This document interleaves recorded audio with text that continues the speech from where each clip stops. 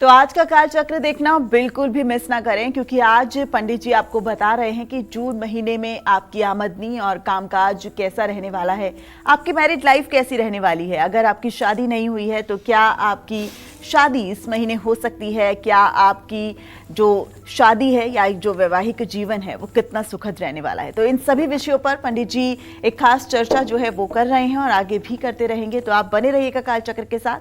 और हम मिथुन राशि की बात करें उससे पहले एक काल चक्र के दर्शक हमारे साथ जुड़ गए हैं।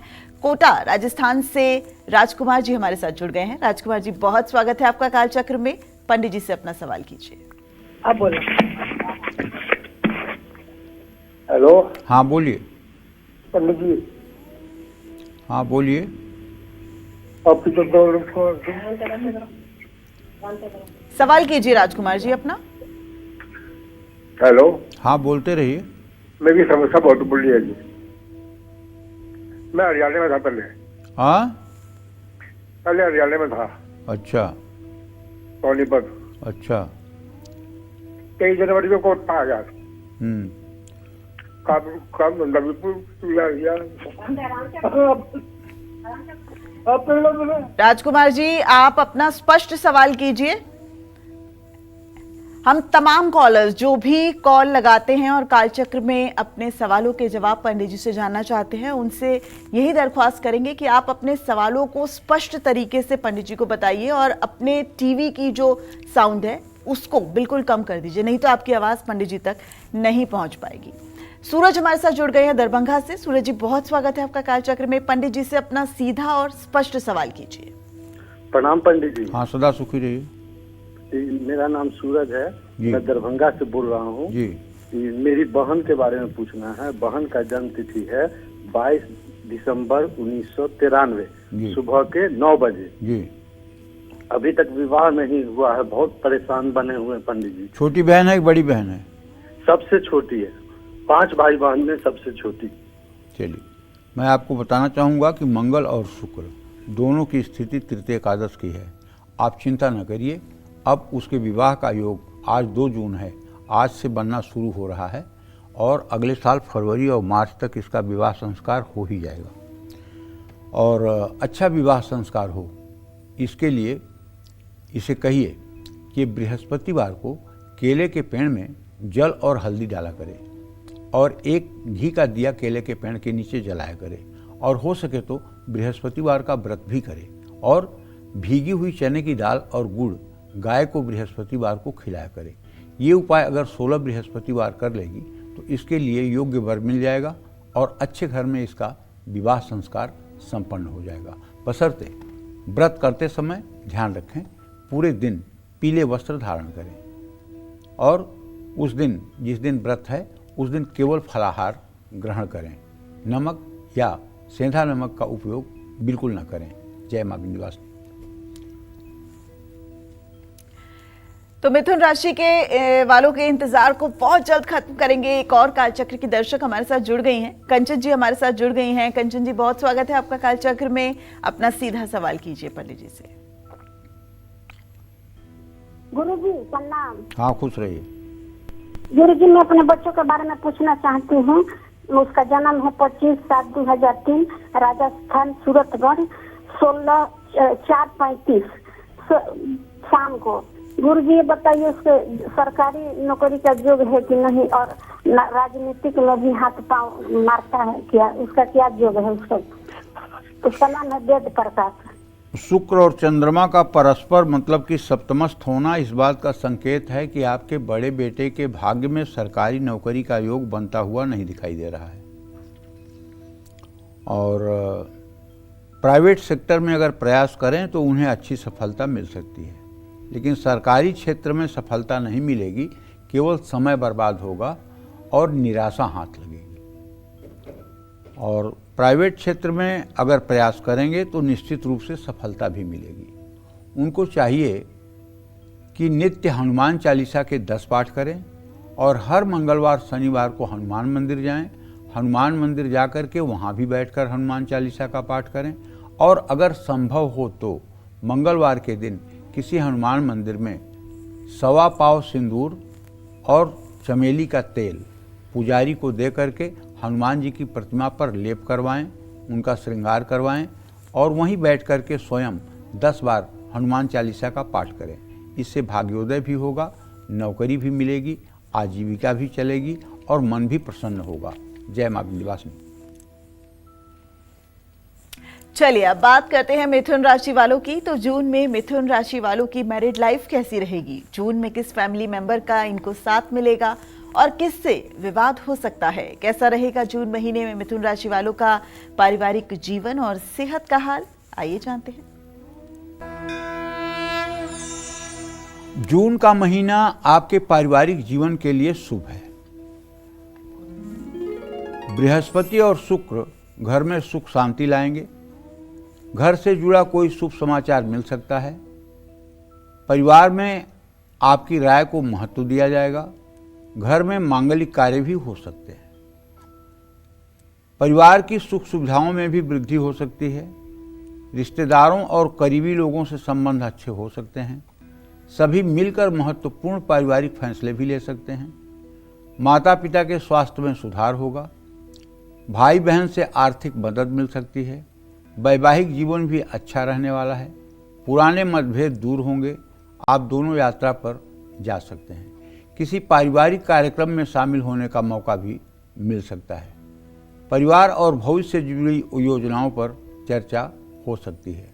आपका एक दूसरे पर विश्वास बढ़ेगा, लेकिन राहु के कारण कभी कभी गलतफहमी हो सकती है। संतान से शुभ समाचार मिल सकता है। अविवाहितों के लिए भी समय अच्छा है। मनचाहा रिश्ता मिल सकता है। शादी की बातचीत आगे बढ़ सकती है। परिवार की सहमति मिल सकती है। सेहत के नज़रिए से समय मध्यम है। आपका आत्मविश्वास बढ़ेगा, तनाव कम होगा, लेकिन काम बढ़ने से थकान होगी। दिनचर्या को संतुलित रखने से परेशानी कम होगी। शनि और राहु के कारण पैर और घुटनों में दर्द या थकान हो सकती है। खान पान में लापरवाही करने से पेट में दिक्कत हो सकती है। गुरु के कारण आप मीठा ज़्यादा खाएंगे, जिससे वजन और आलस्य बढ़ने से तकलीफ होगी। आपको नित्य शिव चालीसा का पाठ करना चाहिए। अगर आप भगवान शिव के शिव चालीसा का पाठ करेंगे और किसी शिवालय या शिव मंदिर में जाकर के साफ सफाई के काम में योगदान करेंगे तो निश्चित रूप से आपका पारिवारिक जीवन बहुत अच्छा रहेगा। जय मां विंध्यवासिनी। तो कर्क राशि वालों के राशिफल की बात करें उससे पहले दिल्ली से हमारे साथ मुन्नी जी जुड़ गई हैं। मुन्नी जी, बहुत स्वागत है आपका कालचक्र में। अपना सवाल कीजिए। हेलो। हाँ बोलिए। हाँ पंडित जी नमस्कार। हाँ नमस्कार। हाँ पंडित जी, मेरा 2 सवाल है। मेरा बड़ा बेटा है, उसकी शादी हुई थी, वो शादी टूट गई। उसके दूसरी शादी का योग कब तक बन जाएगा? और उसका जन्म है 1990, 6 मार्च 1990, सुबह 3:50 का। तो उसकी शादी के बारे में पूछना था। और पंडित जी, मेरा छोटा बेटा है, 3 नवंबर 1995, नाम विशाल। तो उसके ना दिल्ली पुलिस में सारी चीज क्लियर है। और उसके मेडिकल में ना उसके जुकाम हुआ था, उसके लिए उसको डिले कर रखा था। पंडित जी कब तक ज्वाइन हो जाएगा, इसके बारे में जानकारी चाहिए। पंडित जी एक सवाल और है, जैसे मेरे पास राम दरबार आपने बताया था, तो उसके साथ में हनुमान जी छोटे से है, तो मैं दूसरा हनुमान जी मंदिर में रख लूँ? वही है, ठीक है?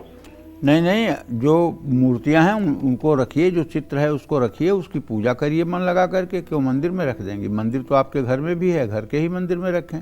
जहाँ तक आपके बड़े बेटे के विवाह का प्रश्न है, तो बेटा उसमें मैं ये बताना चाहूँगा कि विवाह का योग तो बना हुआ है, लेकिन ये विवाह अभी होने में जहाँ तक मुझे लग रहा है कि दिसंबर से लेकर के फरवरी मार्च तक का भी समय लग सकता है। क्योंकि आपका बेटा 36 साल का हो गया है और इसके विवाह का पुनर्विवाह का योग कठिनाई से है, और वो भी है 37वें साल में। तो इसलिए विवाह में थोड़ा विलंब तो हो सकता है, लेकिन विवाह ठीक ठाक होगा।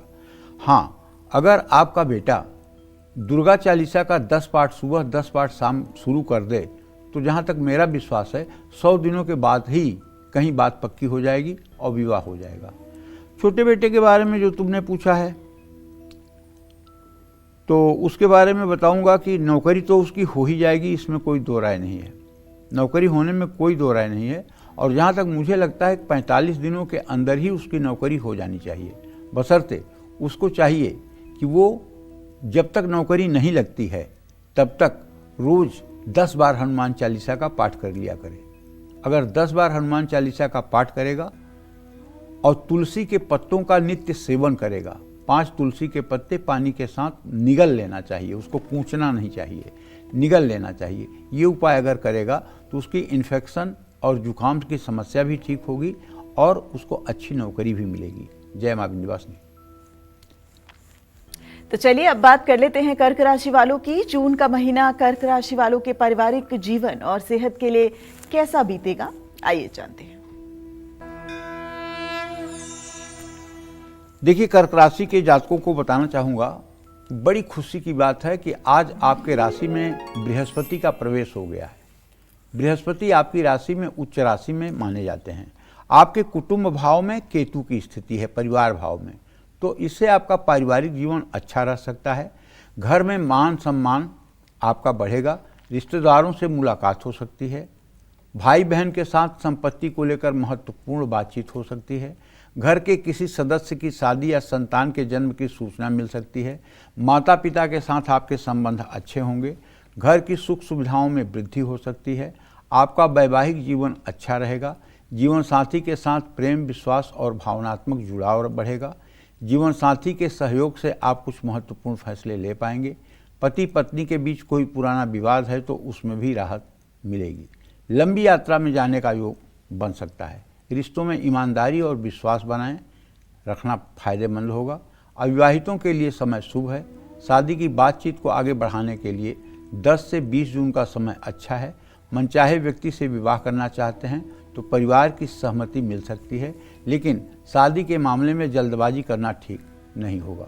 सेहत के लिहाज से जून का महीना ठीक है, लेकिन कुछ बातों का ध्यान रखना होगा। मानसिक और शारीरिक रूप से आप खुद को मजबूत करेंगे, पुरानी बीमारियों में राहत मिलने की संभावना है। खान पान पर नियंत्रण रखने की ज़रूरत है, ज़्यादा मीठा और भारी भोजन खाने से बचें। राहु के कारण अनिद्रा या बेचैनी की समस्या हो सकती है। पानी पिएं और रात में मेडिटेशन करके सोएं। यात्रा से आपको लाभ मिल सकता है। आपको चाहिए कि आप ओम गंग गणपतये नमः गणेश जी के इस मंत्र का 10 माला नित्य जप करें और भगवान सूर्य को जल दें। अगर आप भगवान सूर्य को जल देते रहेंगे और ओम गंग गणपतये नमः इस मंत्र का 10 माला जप करते रहेंगे, मुझे पूरा विश्वास है कि आपका पारिवारिक जीवन अच्छा रहेगा, इसमें कोई संदेह नहीं है। जय मां विंध्यवासिनी।